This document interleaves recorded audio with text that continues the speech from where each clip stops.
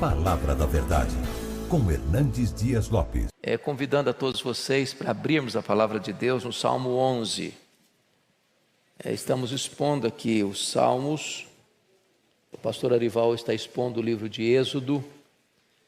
E como nós não temos condições de expor todos os Salmos, nós vamos pular alguns. Expomos 1, 2, 3, o 8 e agora vamos examinar o Salmo 11. Salmo 11. Está escrito o seguinte: no Senhor me refugio. Como dizeis, pois, a minha alma, foge como pássaro para o teu monte. Porque eis aí os ímpios, armam um arco, dispõem a sua flecha na corda, para as ocultas dispararem contra os retos de coração. Ora, destruídos os fundamentos, que poderá fazer o justo? O Senhor está no seu santo templo, nos céus tem o Senhor o seu trono. Os seus olhos estão atentos, as suas pálpebras sondam os filhos dos homens. O Senhor põe à prova ao justo e ao ímpio, mas ao que ama a violência, a sua alma o abomina. Fará chover sobre os perversos brasas de fogo e enxofre, e vento abrasador será parte do seu cálice. Porque o Senhor é justo, Ele ama a justiça, os retos lhe contemplarão a face. Eu gostaria que nós retornássemos a nossa atenção para o verso 3, e todos nós, a uma só voz, vamos ler o verso 3. Ora, destruídos os fundamentos, que poderá fazer o justo? Eu gostaria de tratar deste assunto hoje, o triunfo da fé sobre o medo, baseado nesse verso 3, porque o verso 3 é o eixo central deste poema. Vocês sabem que os salmos são poemas, os salmos também são orações. É por isso que você tem salmos de lamento e salmos de louvor. Você tem salmos onde você demonstra quebrantamento, arrependimento, e tem salmos que nós chamamos imprecatórios, salmos messiânicos. E este salmo, ele retrata uma crise que Davi estava vivendo no seu tempo, no período de Saul, onde a sociedade estava como que enfrentando uma espécie de terremoto avassalador, destruindo todo o sistema.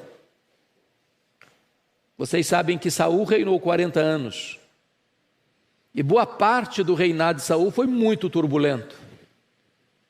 Um reinado de um homem rebelde contra Deus, que fez do projeto de assassinato, não só da reputação, mas da vida de Davi, seu genro, o seu maior projeto de governo. Então, um homem que governou com ódio, um homem que estava inspirado, entre aspas, por demônios, que tomavam-no, e ele era tomado de fúria, usando a lança, enquanto Davi usava a harpa. E é nessa conjuntura que o rei se torna a própria lei. Ele consegue arranjar alguns asseclas, alguns subalternos que dão guarida ao seu ódio, às suas loucuras, e ele transtorna todo o seu reino. E vai terminar a sua jornada de forma inglória, numa consulta a uma médium, onde ele é enganado, porque o que aparece ali não é o que ele esperava, o Samuel. 1 Samuel 28, não é Samuel que vem ali. Ele não vê Samuel, ele entendendo que era Samuel. Aquilo que ele faz é contraditório, porque eu tinha expulsado os médiuns de Israel e agora ele busca uma médium. E então ele enfrenta uma guerra contra os filisteus e termina essa guerra tirando a própria vida. Davi olha esse cenário todo e vê os fundamentos destruídos, os pilares arrancados, os marcos mudados. E quando você transporta-se desse fato histórico há 3.000 anos, porque Davi viveu 1.000 anos antes de Cristo, e pousa hoje, aqui, agora, e tem um diagnóstico da sociedade, não só brasileira, mas da sociedade mundial, parece-nos que vivemos a mesma crise.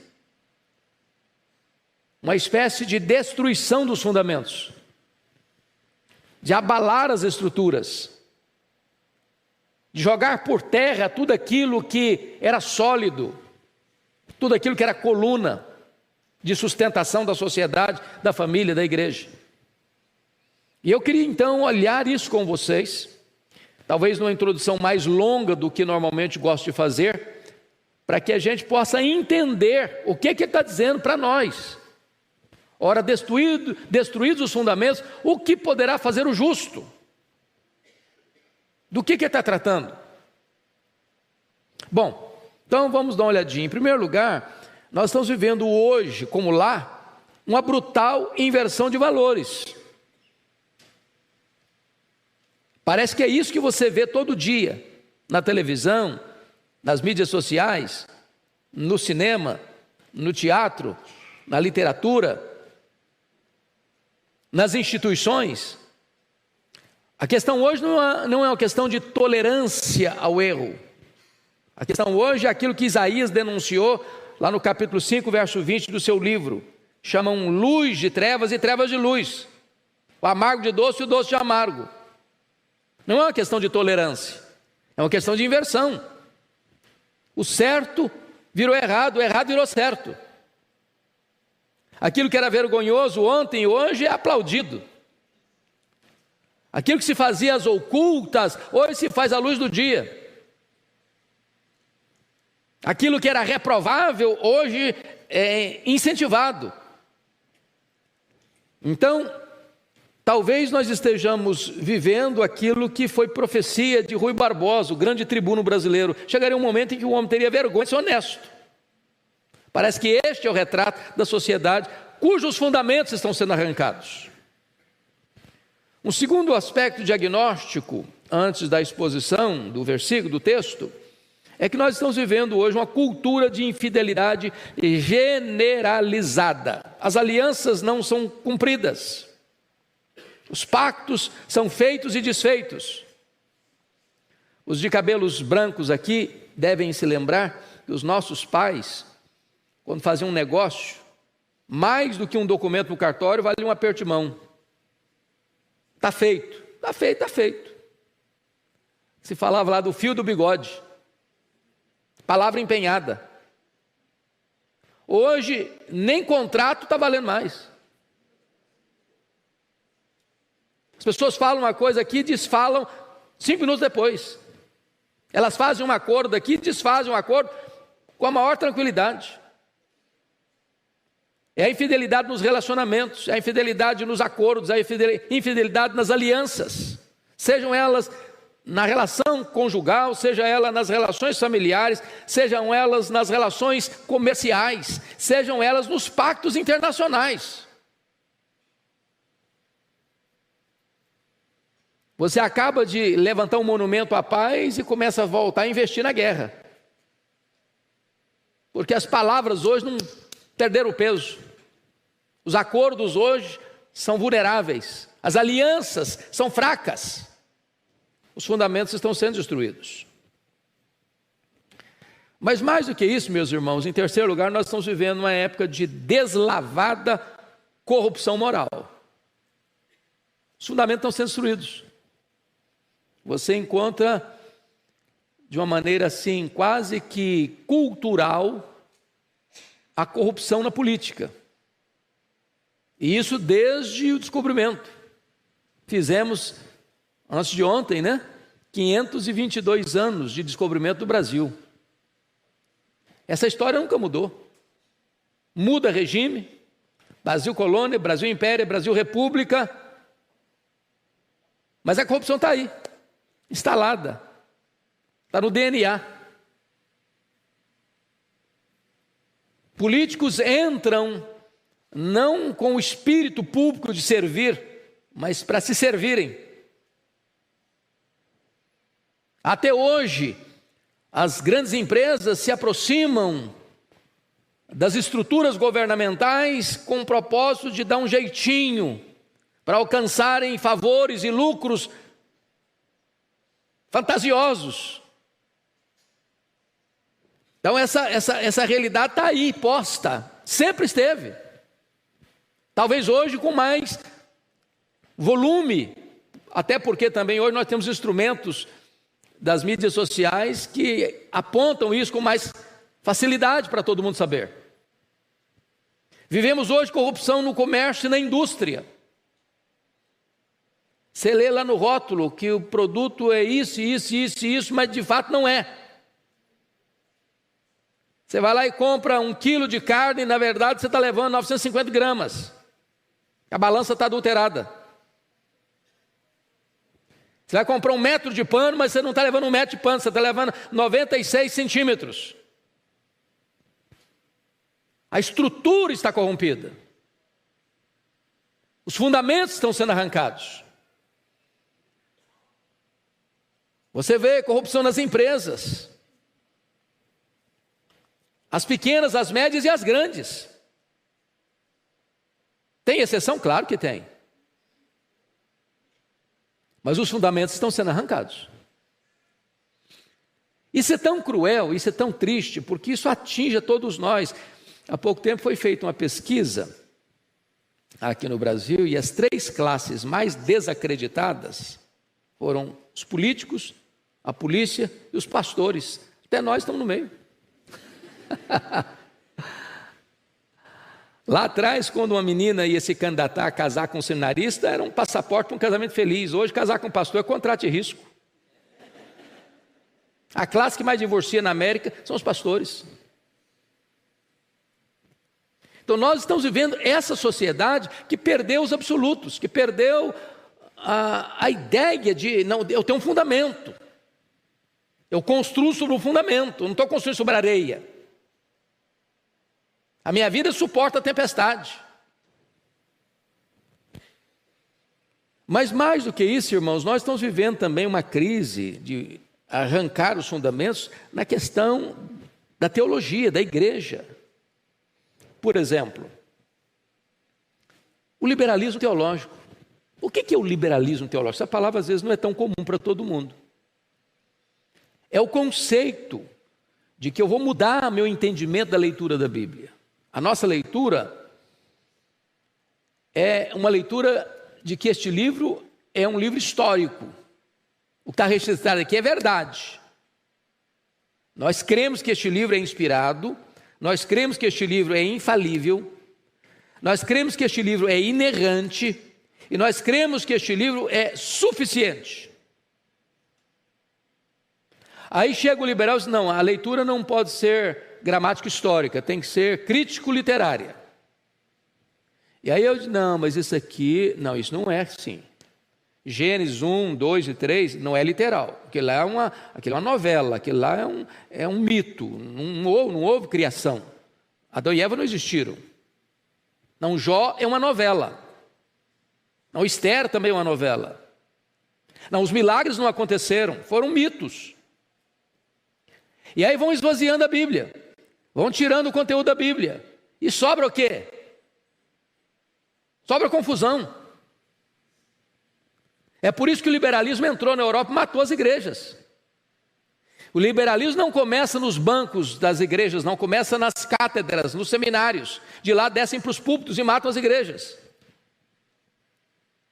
Esse perigo, irmãos, não é um perigo lá da Europa, não é um perigo lá dos Estados Unidos, Canadá, não. Esse perigo é um perigo aqui do Brasil.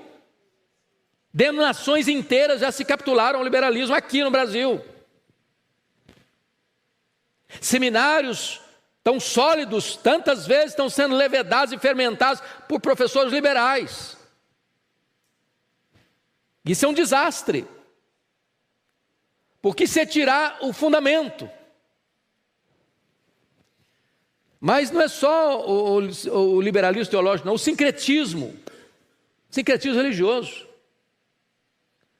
Você começa a perceber que em tantos lugares as pessoas estão elas saem de um misticismo, por exemplo, do espiritualismo brasileiro, ou seja, dos cultos afros brasileiros, por um outro misticismo, do sal grosso, do óleo ungido, da toalha suada, de comprar lote no céu. E as pessoas são mantidas nessa prisão do misticismo, do sincretismo. Os pilares estão sendo arrancados dentro das igrejas com pragmatismo. O que é o pragmatismo? O pastor chega e diz: eu quero que a minha igreja cresça. E aí eu vou fazer uma pesquisa do efeito Ibope, você decide. O que as pessoas querem? Elas querem milagres?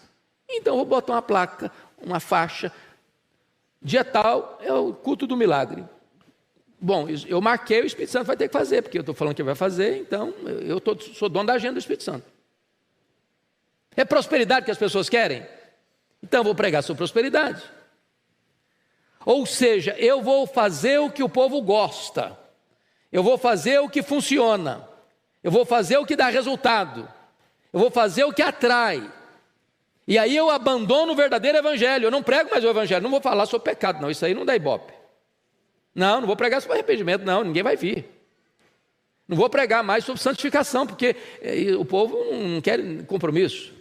Então vou fazer uma mensagem mais palatável, mais agradável, mais azeitada, mais popular.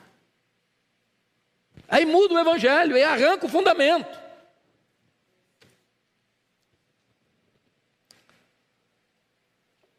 Hoje está muito popular a questão do coaching, né? Tem muita gente hoje fazendo púlpito um coaching. É uma questão da psicologização da fé. Então nós vamos parar um pouquinho e pensar o seguinte: a pergunta de Davi é a minha e a sua pergunta. Ora, destruídos os fundamentos, o que poderá fazer o justo? Vamos dar uma recordada nessa sucessão dos fundamentos na sociedade. Primeiro você pensa lá, desculpa eu estou fazendo essa introdução longa hoje, viu, irmãos? Você pensa lá no corte que foi no século XVII na França com o chamado racionalismo francês. Vocês se lembram de René Descartes? E ele disse: cogito ergo sum, penso, logo existo. O que está querendo dizer com isso? Eu só aceito como verdade aquilo que a minha razão consegue entender. Parece bonito o conceito, mas se você joga esse conceito para dentro da teologia, é um desastre. Porque eu pergunto a você: como você pode me explicar racionalmente os milagres? Como você pode me explicar racionalmente que Deus é um e subsiste em 3 pessoas? De tal maneira que o Pai não é o Filho não é o Pai, o Espírito Santo não é o Pai nem o Filho. Como é que você me explica racionalmente que do nada Ele criou o universo? Como é que você me explica racionalmente que o mar vermelho se abriu e o povo passou a pé enxuto, e depois que o povo passou, o mar voltou e engoliu os seus inimigos? Como é que você explica racionalmente que Deus mandava todo dia maná,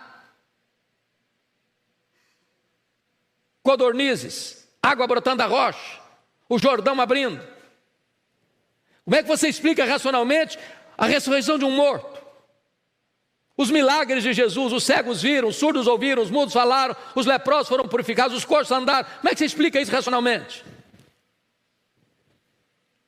Então, se você joga esse conceito filosófico para dentro da teologia, você não tem mais o que pregar, porque você lida com o sobrenatural.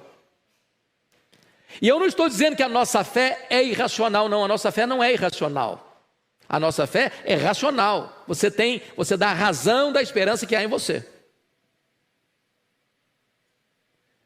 Você não precisa ser tapado para ser crente, não. Aliás, você tem que ser inteligente.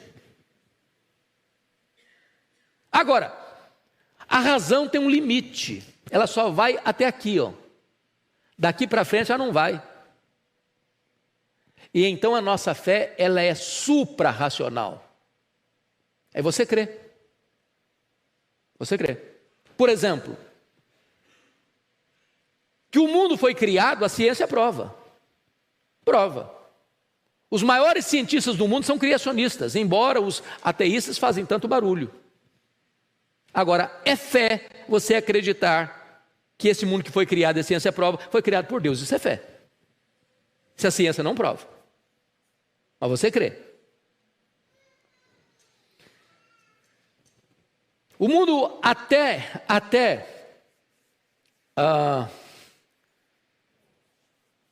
1780, você sabe que nós entramos no que se chama de queda da Bastilha. Lembram disso? Vocês estudaram história? 14 de julho de 1789. Foi o ponto central da Revolução Francesa. A Bastilha era uma grande prisão onde os reis absolutistas mandavam os presos políticos para lá, mas tinham poucos presos. Na época da rebelião mesmo, que tomaram a Bastilha, tinha 9 presos só, mas era lugar de guardar as armas contra o povo.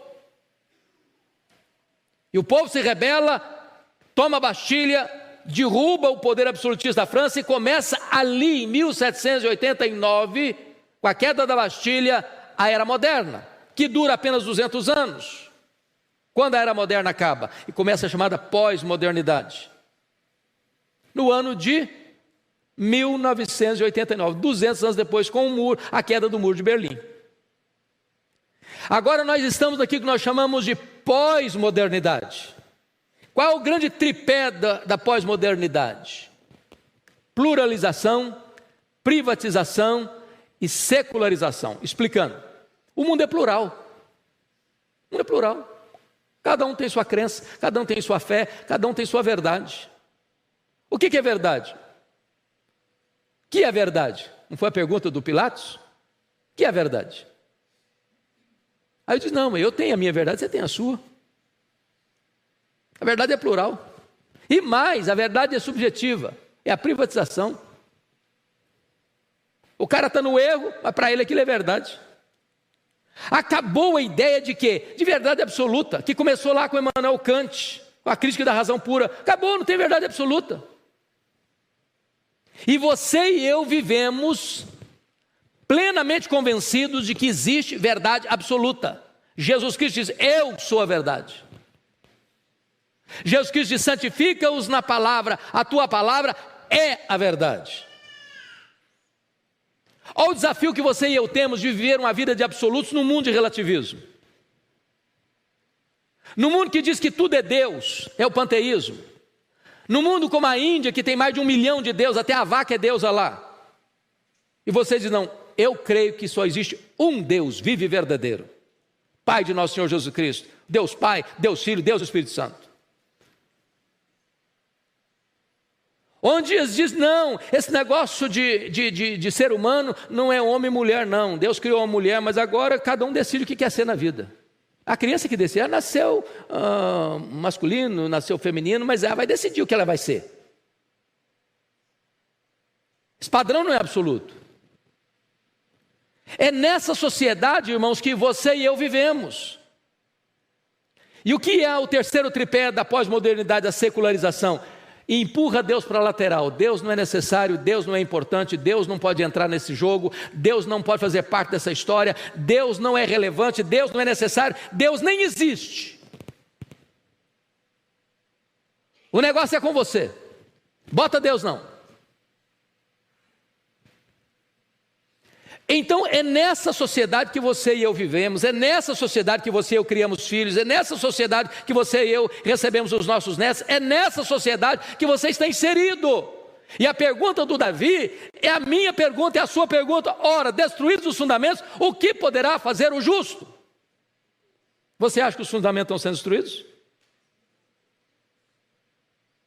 Pois bem, então agora nós vamos entrar no texto para encontrar a resposta para essa pergunta.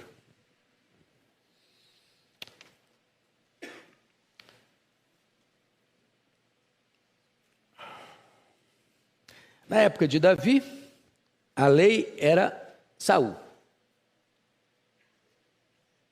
Ele não se submetia à lei, ele era a lei.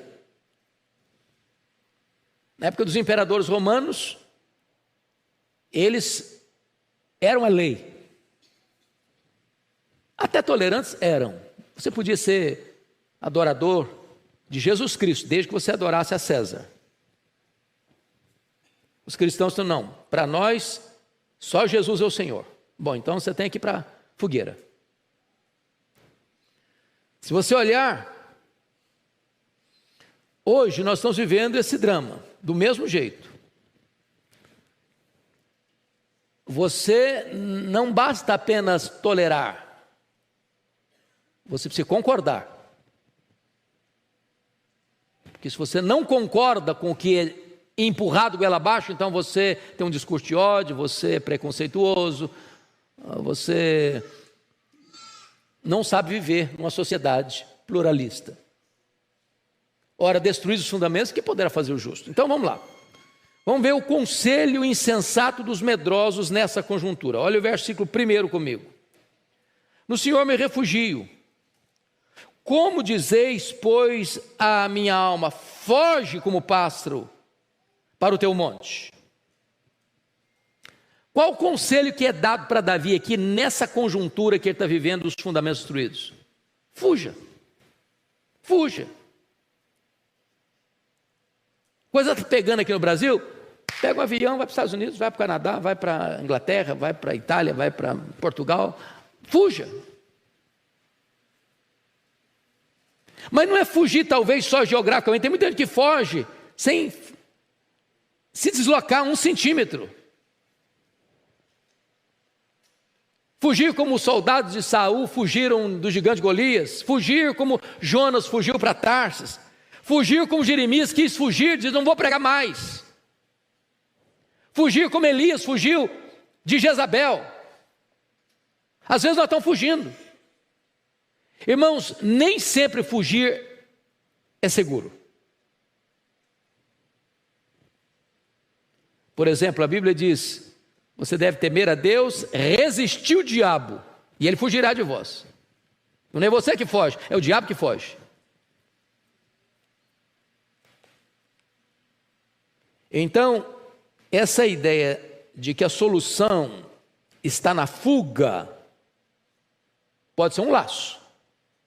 Lembram lá em Neemias 6, 10 e 11, depois de baldados todos os esforços para pegar o Neemias, para derrubar o Neemias, para fazer paralisar a obra, o inimigo conseguiu se infiltrar dentro da cidade de Jerusalém, fazendo parentesco com gente lá do sacerdócio de Jerusalém. E a última cartada contra Neemias diz, olha, eles vão vir te matar. Então você quer fazer uma coisa, você quer poupar a sua vida? Foge para dentro do templo, se esconde lá dentro do templo, senão eles vão te matar.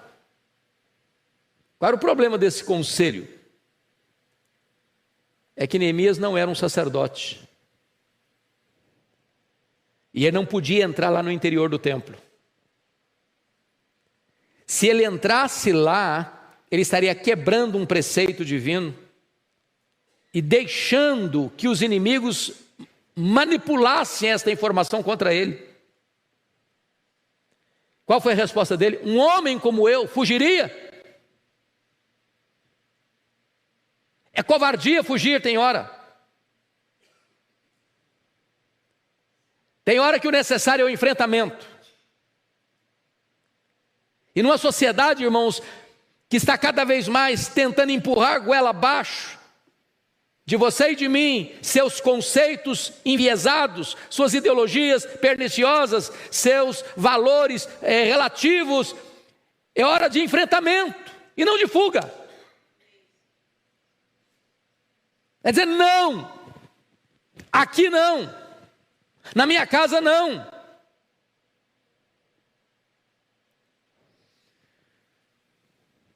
A resposta de Davi, no versículo 1 ele diz, no Senhor eu me refugio.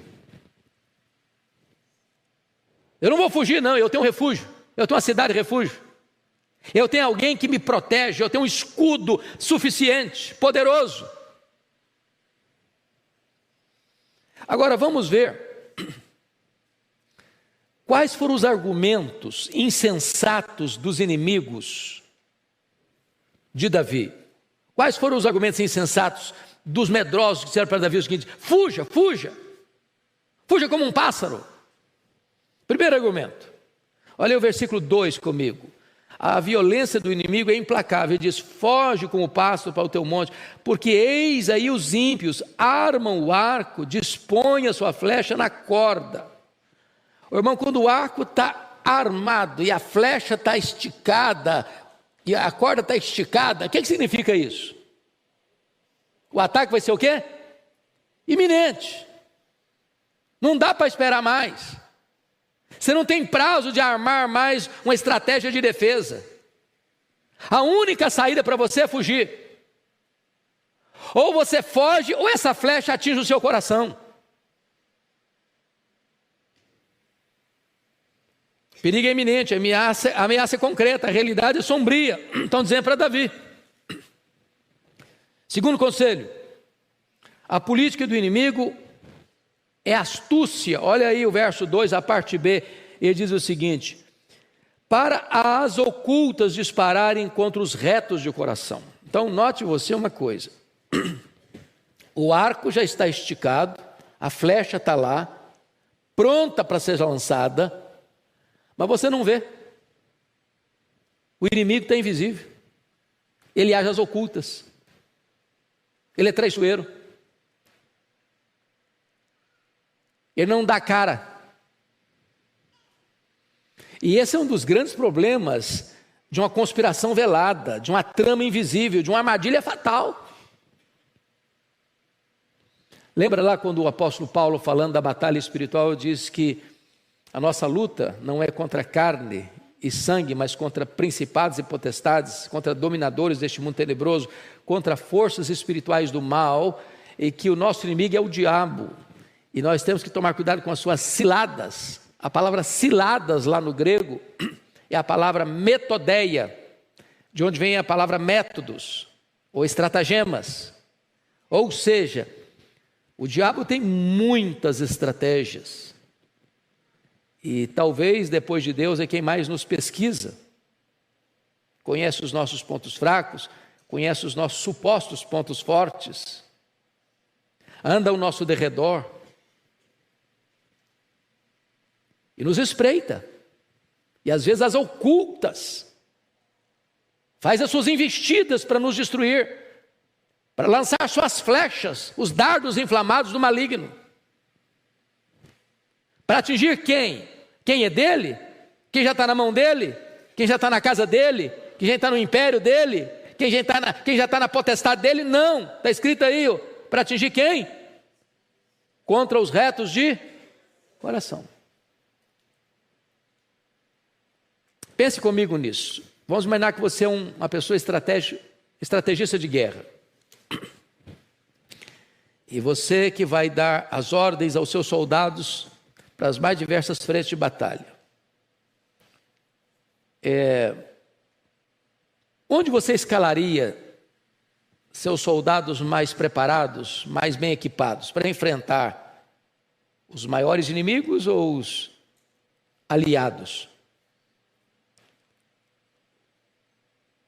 Onde você acha que o diabo bota os seus demônios mais tinhosos? É no estádio de futebol, na boate? Ou ao redor de uma igreja? Quem resiste ao reino dele? Quem se opõe a ele?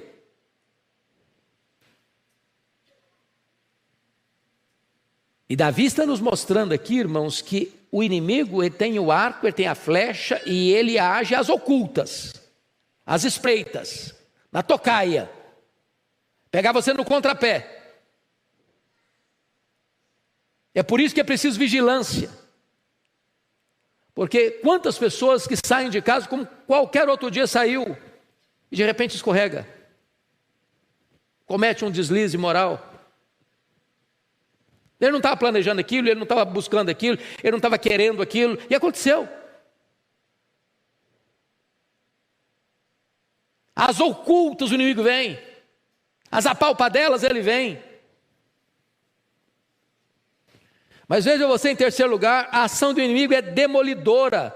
Vamos voltar ao versículo 3. Ora, destruídos os fundamentos, o que poderá fazer o justo? O inimigo ataca é o fundamento, é a base, é o alicerce.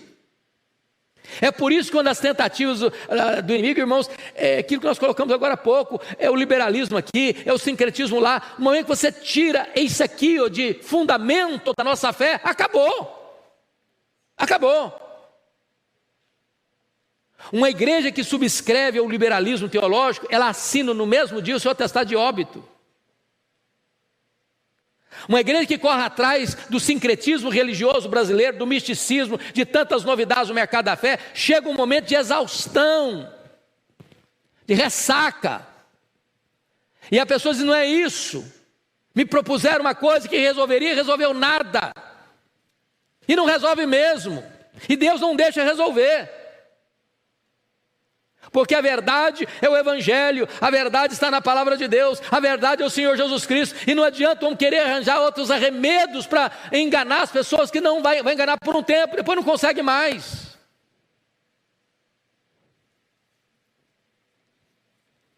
O que nós estamos vendo hoje, a questão da família, não é um terremoto, não é uma espécie de arrancar fundamentos?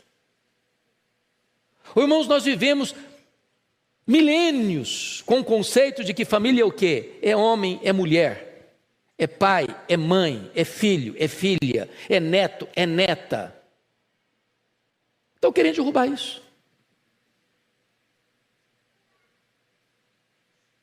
Estão querendo destruir isso. Estão querendo dizer que isso aqui não é normal, que isso aqui não é o certo.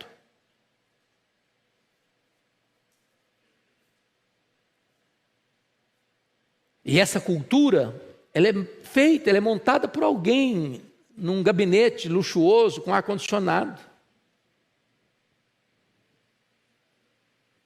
E despeja todo esse esgoto e as pessoas estão lá, com o nariz metade só do lado de fora, para sobreviver. Fundamentos destruídos. Arrancam os marcos na família, nas escolas, nas universidades,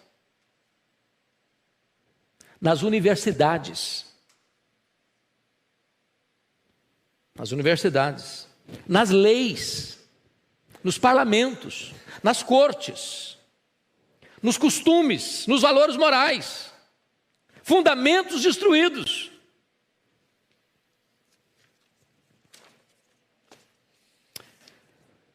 Pergunta agora: o que fazer quando os fundamentos estão sendo destruídos? Tem hora que não dá uma angústia no seu coração, não? De vez em quando eu encontro alguns casais jovens: não quero ter filho não, dou conta não. Ô, gente, não dá para criar filho hoje assim, de qualquer maneira mesmo não. Você não pode terceirizar mesmo não. Você não pode entregar seus filhos de bandeja mesmo não. Tem que ter coragem. Tem que ter dedicação. Tem que ter ensino. Tem que ter Bíblia. Tem que ter testemunho.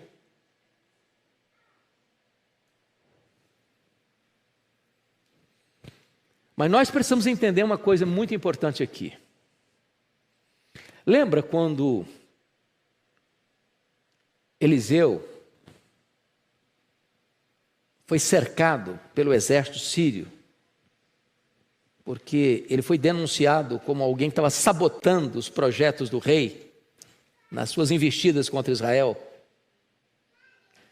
E então cercaram a cidade onde ele estava. E quando o seu moço levantou de manhã e olhou, ele viu os exércitos, os cavalos, soldados, e ficou apavorado. E Eliseu disse para ele, Eliseu orou por ele, Senhor, abre os olhos desse moço para que ele veja. E ele viu um exército maior, dos cavaleiros celestiais, dos soldados celestiais. E nós podemos agora afirmar, como o apóstolo João, maior é aquele que está em nós do que aquele que está no mundo. Nós não devemos nos acovardar, nos encolher, nos intimidar. Não, irmãos, maior é o que está conosco. Nós não vamos perder esse jogo, não. Nós vamos lutar e ganhar, porque nós já somos mais do que vencedores. Nós não vamos entregar os nossos filhos, a nossa geração para o diabo, não. Nós não vamos entregar para as ideologias perniciosas, não. Nós vamos ensinar na nossa casa a palavra de Deus. Se a nossa casa vai andar de acordo com a palavra de Deus, os fundamentos não vão ser arrancados.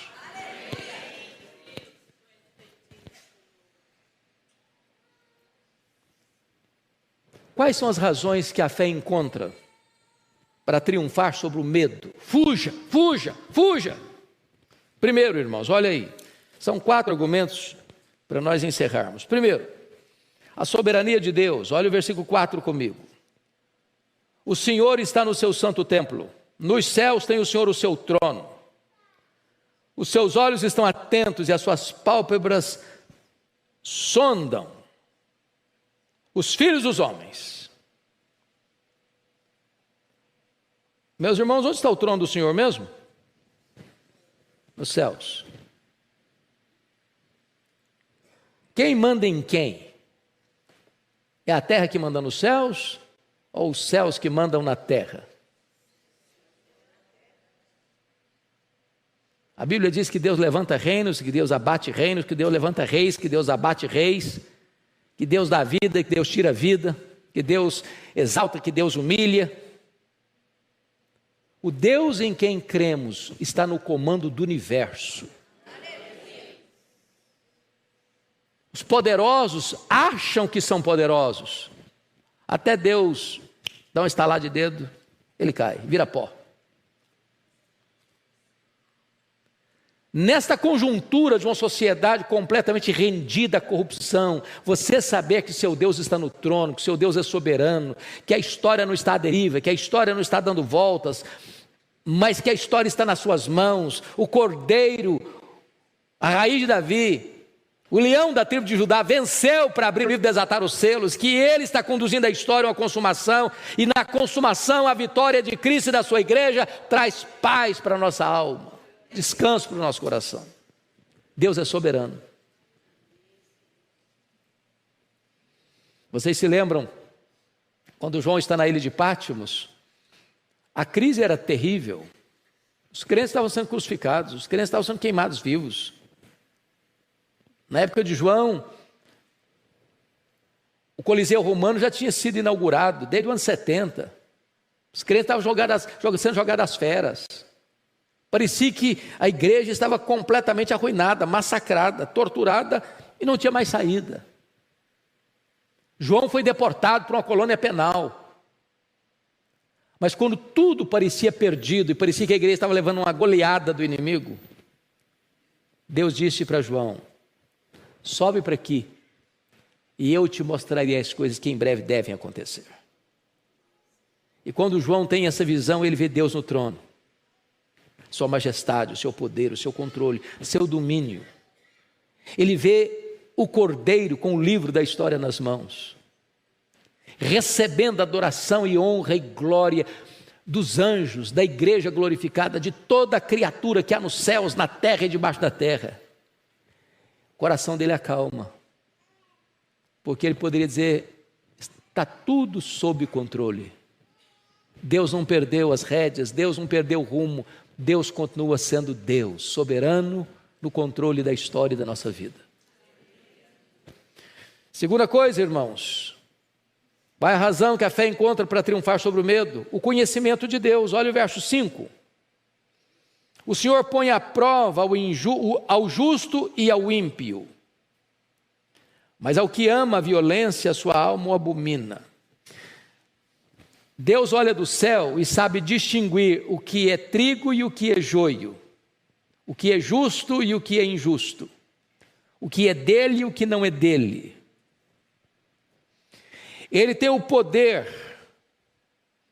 de conhecer, mas ele tem o poder de pôr à prova ao justo e ao ímpio. Quando Deus põe o justo à prova, é para aprová-lo. Quando Deus põe o ímpio à prova, é para reprová-lo. O ímpio, de peito estufado, de bandeira desfraldada, parece que está dando de goleada na gente. Mas Deus vai virar esse jogo porque Deus permite os seus serem provados, mas o fogo da prova de Deus não tosta um fio de cabelo, só queima as amarras. Mas o ímpio perecerá para sempre, quando Deus se levantar para prová-lo. Saber que Deus sabe é muito importante. Saber que Deus não está longe, indiferente. Saber que Ele está aí, olhando e observando tudo. Porque parece-nos, seria mais fácil você achar assim, um erro foi cometido, Deus vem e pune na hora. Deus não faz assim. Deus dá corda. Na hora que Deus puxa a corda, acabou. O ímpio não tem mais nada. O dinheiro dele não resolve, o poder dele não resolve, o sucesso dele não resolve, a fama dele não resolve, nada resolve. Deus sabe. Deus sabe o que está acontecendo. Terceiro argumento, como é que você pode triunfar sobre o medo? O juízo de Deus. Olha o versículo 6 comigo. Fará chover sobre os perversos brasas de fogo e enxofre, e vento abrasador será parte do seu cálice. Esta cena aqui, irmãos, fará chover fogo, brasas de fogo e enxofre, é a mesma expressão lá da destruição de Sodoma e Gomorra. Aquelas cidades viviam na perversidade moral. Vocês se lembram quando os anjos foram avisar Ló para sair da cidade? Os homens se reuniram, homens velhos e jovens, para ir ter relação sexual com aqueles dois homens estranhos que estavam lá. A promiscuidade sexual era uma coisa horrorosa em Sodoma e Gomorra. O Ló até tentou remediar a situação. Não, eles são meus hóspedes. Fez uma loucura, eu entrego para vocês as minhas filhas. E eles assodadamente arrombaram a porta. Queriam arrombar a porta. E os anjos atacaram aqueles homens com cegueira. E mesmo cegos, eles ainda estavam querendo capturar aqueles homens para ter relação com eles.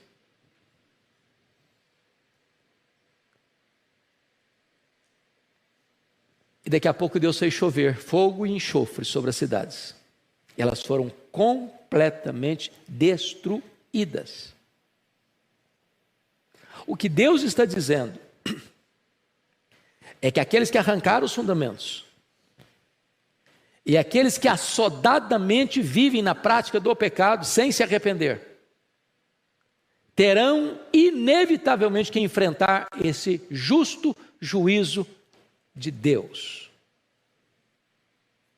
E a Escritura diz que quando Jesus voltar em majestade e glória, Ele vai ordenar aos perversos, aos ímpios: apartai-vos de mim, malditos, para o fogo eterno, preparado para o diabo e seus anjos. Horrível coisa, diz a Bíblia, é cair nas mãos do Deus vivo. Com Deus não se brinca, de Deus não se zomba. Porque aquilo que o homem semear, isso também ele ceifará. Mas eu termino com o quarto argumento. Por que você pode triunfar? A fé triunfar sobre o medo. É a convicção da recompensa de Deus. Se tem o juízo para os ímpios, tem a recompensa de Deus para os justos. Olha o versículo 7 comigo. Porque o Senhor é justo, Ele ama a justiça, e os retos lhe contemplarão a face. Irmãos, o contraste é gritante. É gritante. Enquanto os perversos recebem brasas de fogo e enxofre e vento abrasador, os justos contemplarão a face do Senhor. Entrarão na sua glória. A pressão, as angústias, as dores, o sofrimento, a perseguição, tudo vai cessar. Deus vai enxugar dos nossos olhos toda lágrima. Não vai ter pranto, nem dor, nem luto. As primeiras coisas terão passado. E nós contemplaremos a face do Senhor. E reinaremos com Ele para sempre e sempre. No novo céu e na nova terra, onde habita justiça. onde os fundamentos jamais poderão ser o quê? Arrancados, nem abalados. Então nós vivemos aqui, fundamentos sendo arrancados, mas nós estamos firmados naquele cujo trono jamais se abala, de cuja cidade os fundamentos nunca jamais serão abalados. A cidade santa, Nova Jerusalém. Vamos ficar em pé, irmãos, vamos orar. E vamos dar graças a Deus pelo privilégio que nós temos de servir a este Deus Todo-Poderoso. Rendemos-te graças, Senhor, pela Tua palavra. Rendemos-te graças porque ela é a verdade. Passa o céu, passa a terra, mas a Tua palavra não passará. Rendemos-te graças porque nenhum tio da Tua palavra vai passar. Ela não pode falhar. Então, dá-nos a bênção, Deus, de conhecer a Tua palavra, de estudar a Tua palavra, de meditar na Tua palavra, de guardar a Tua palavra no nosso coração, de saboreá-la, porque ela é mais doce do que o mel, de valorizá-la, porque ela é melhor do que muito ouro depurado. Dá-nos a bênção, Deus, de ter amor à Tua palavra, porque ela ilumina os olhos, ela dá sabedoria aos simples, ela restaura a alma. Que Tu abençoes o Teu povo nesta manhã, e que as exortações da Tua palavra encontrem guarida no nosso coração, que não apenas a entendamos, mas que também a coloquemos em prática, para vivermos de modo digno do Teu nome, num mundo que está posto no maligno. Tem misericórdia de nós, livra-nos do mal, livra-nos das ciladas do diabo, livra-nos, meu Deus, dos perversos, e guarda a nossa vida, a nossa família, a nossa igreja, o Teu povo, Senhor, guarda o Teu povo. Em nome de Jesus oramos, amém.